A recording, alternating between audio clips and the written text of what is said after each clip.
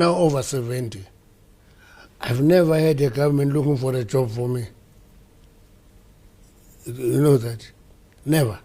I went to Teba, I took a contract, went to the mines, worked as a miner, went back home, bought cattle, bought sheep, went back to the mines, and I did that. The difference is that today, because there's a progressive government, people expect that government to go and give them jobs. They don't look for jobs. And that must change. I'm sure to be here in SABC yourself, you look for an advert, you applied, you got into SABC.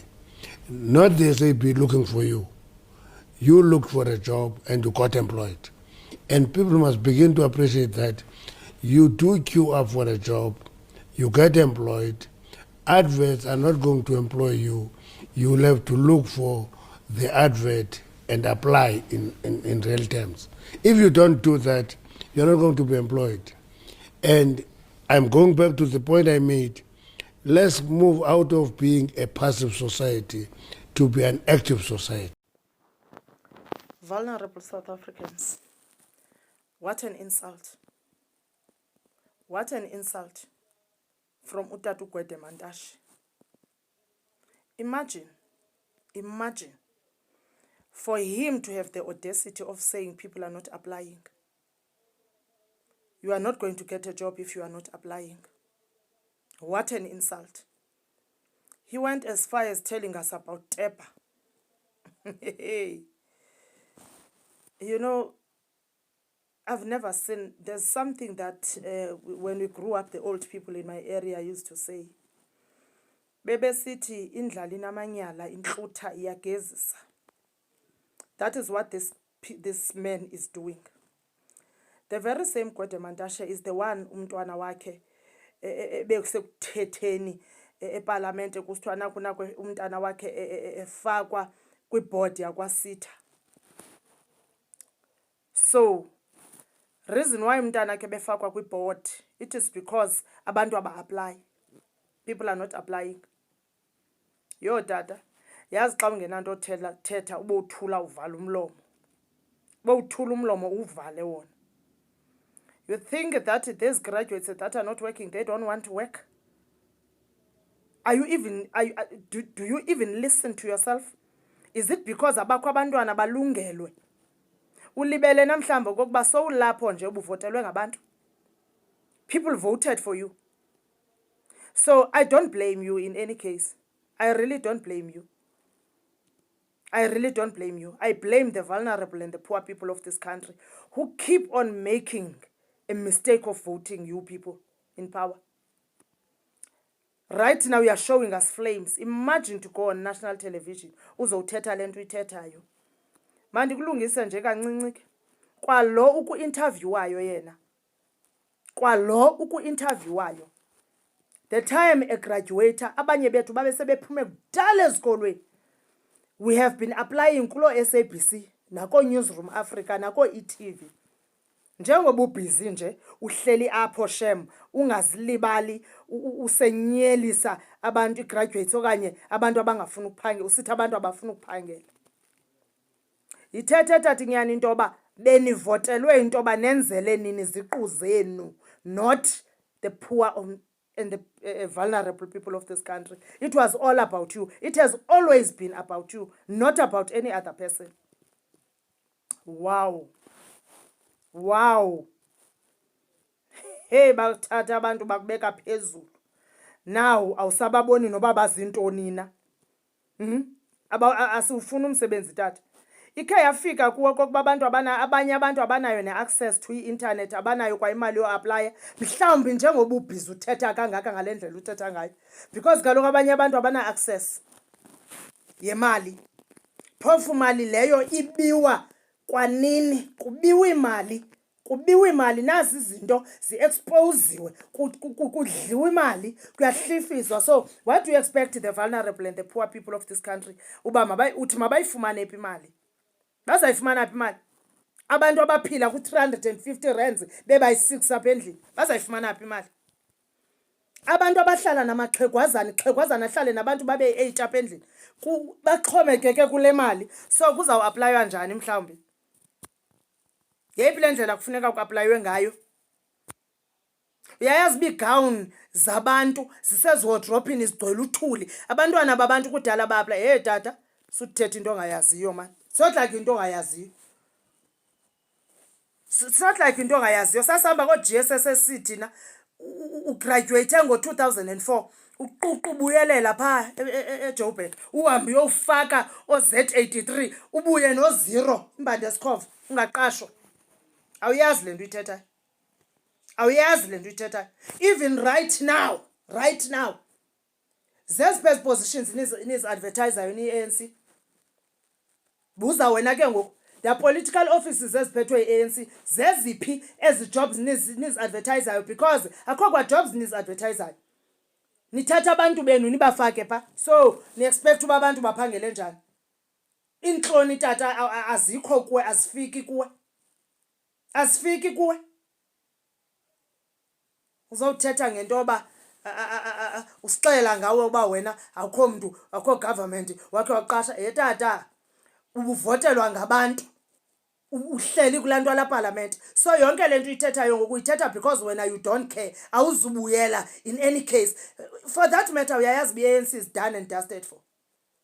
Uyayazi loo nto uba i-ANC is gone. Wow, hayi shem.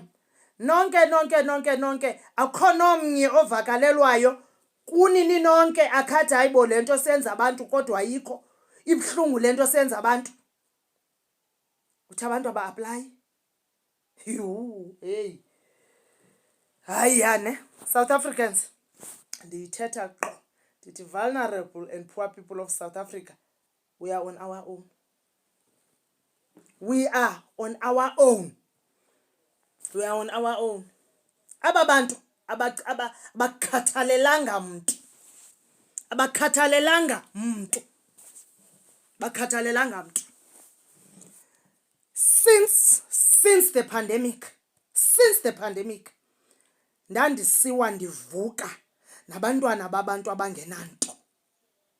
Ndisiwa ndivuka nabantwana babantu abangenanto.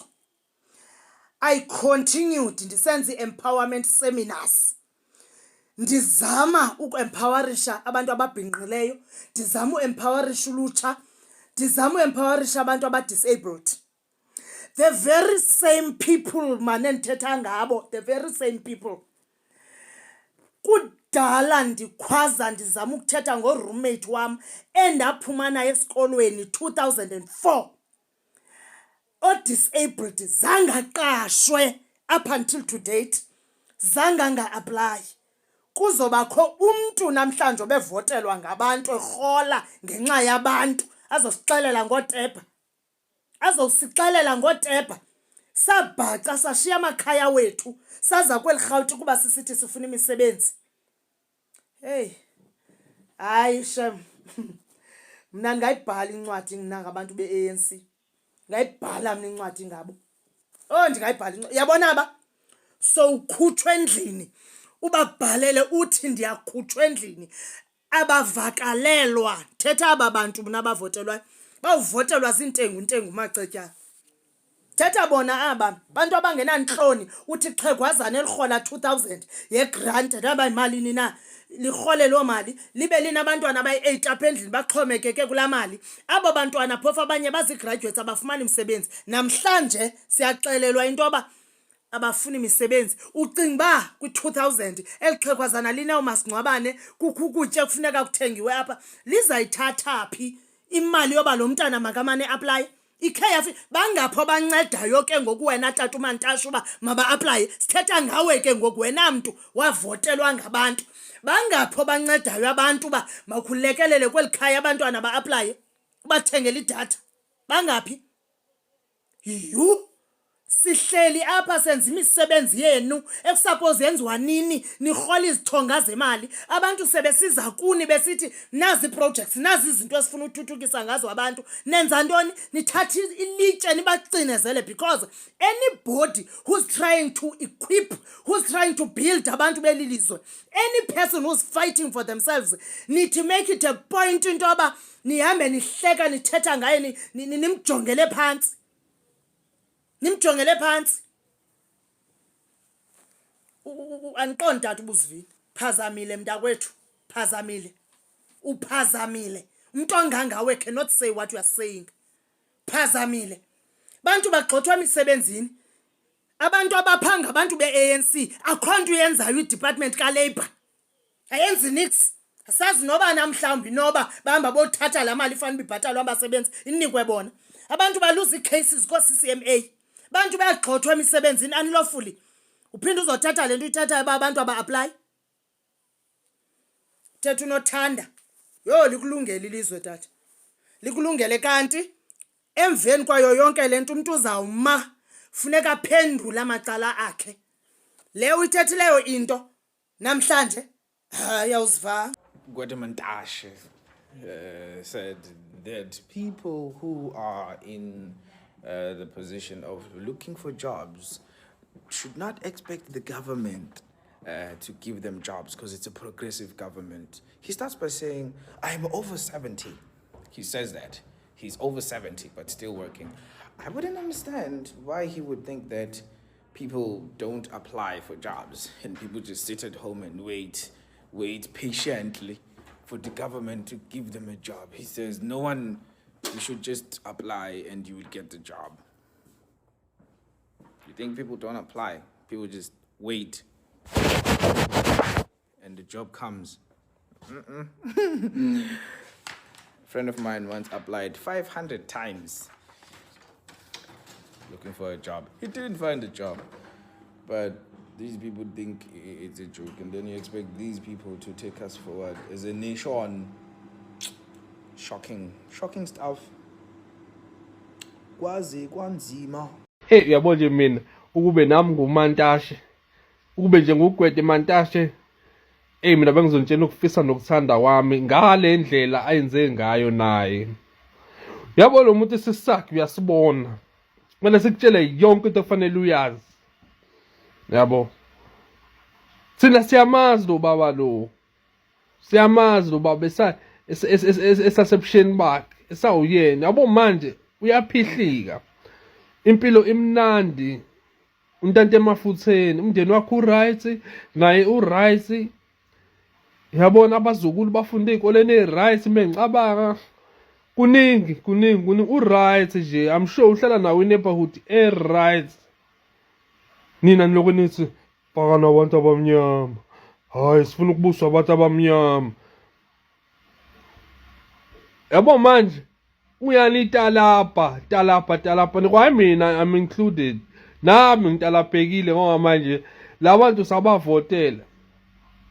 Labantu sabafaka kwi government ukuthi abalide basibhampela manje.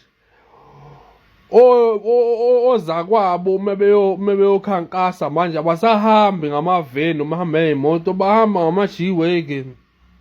Banikhombisa ukuthi impilo abayiphila. Cabanga ukhankasa nge-G-Wagon. Abanye i-G-Wagon imoto ukuthi behamba ama-occasions aseqopheleni eliphezulu. Umuntu ukuthi ufuneka abuke ukuthi yena usekwi-status esikanjani. Bona bakhankasa ngaso. Baniphosela izikipa lapha nama-food parcel. Ngihlanyeke emva kwalokho ngichwazi. Abafezi ngeke ngiqaphela ama-South Africans sizidomu zokugcina ngci. Angisho kabi ningangonazi nje ningatheke kodwa niyayazi into engikhuluma ngayo. Kodwa nje nami nguMantashe kinje. Mina mina bengizoniyena mina. Yonke lento enibona iqhumbe lapha esiswini saMantashe ngoba vele ngikudedele lapha kuma camera lapha na long interviewer vele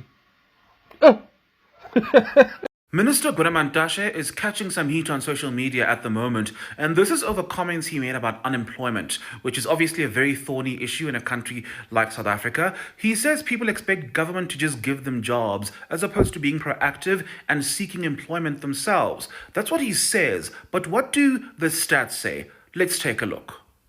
According to the third quarter unemployment figures from Stats SA, there are 13.3 million people in this country who are underutilized. 8 million of them are unemployed but are actively seeking work. 4.5 million from the 13.3 million are not actively seeking work, and this is for different reasons, including being discouraged by the state of the job market, for example, but are still available for work. Others are not available for work. Then you've got almost 750,000 people who are basically underemployed, and these are people who aren't working enough hours and are available for more work.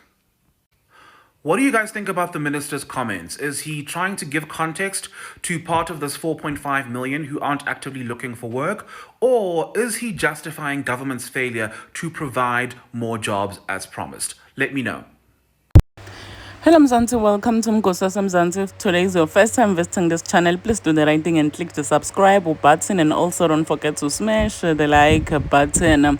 People are fuming ngemva kwe-interview Gwede Mantashe laphana ku-SABC la khuluma indzaba yokuthi abantu base-South Africa they are unemployed because they don't apply for jobs. Uthi government ngeke icala i-government izinibukele imisebenzi uthi ufuna nithi-aplayele nini, and people were really angry ngokuthi uthini kahle kahle lo madala is trying to say ukuthi thina si-aplayele imisebenzi. He's saying ukuthi thina esikoleni siyofunza sigraduatele kuhlala emakhaya. Wayakhuluma as if akade kokuthi imisebenzi akekho asicashwa la South Africa, siyawufuna imisebenzi siya-aplya but asicashwa kuqashwa nge-connection lana emaphoyiseni ingenwa nge-connection, ma-traffic copy connection kamasipala i-connection.